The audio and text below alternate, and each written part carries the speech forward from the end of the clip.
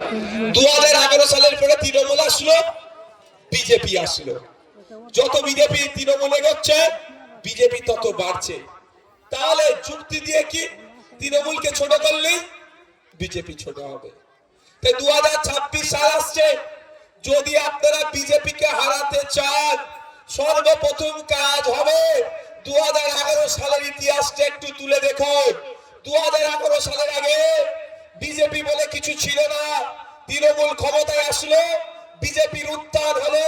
তাই 2023-26-26-এ বিজেপিকে হারালি তৃণমূল আবার গর্তে ঢুকে যাবে, আর পার হতে পারবে না। তাই বন্ধুরা প্রস্তুত নিতে হবে। যারা ভাবছেন বিজেপি তৃণমূলের অত্যাচারে বিজেপিকে ভোট দেব, তৃণমূলের অত্যাচারের হাত থেকে বিজেপিকে বাঁচার জন্য বিজেপিকে ভোট দেবো, আমি তাদেরকেও বলবো মুদ্রার পিঠ আর পিঠ।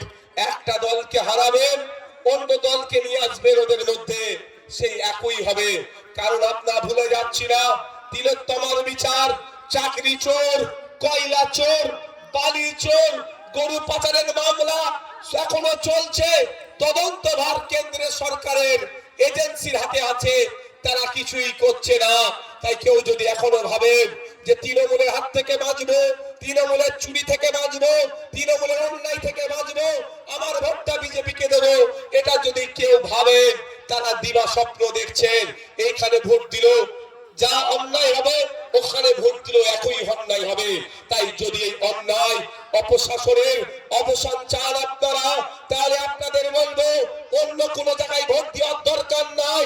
আগামী 2026 আসছে, আমরা যে সেকুলার ফোর্স নিয়ে একটা সংগঠন তৈরি করেছি, তাতে আপনারা ভোট দিন।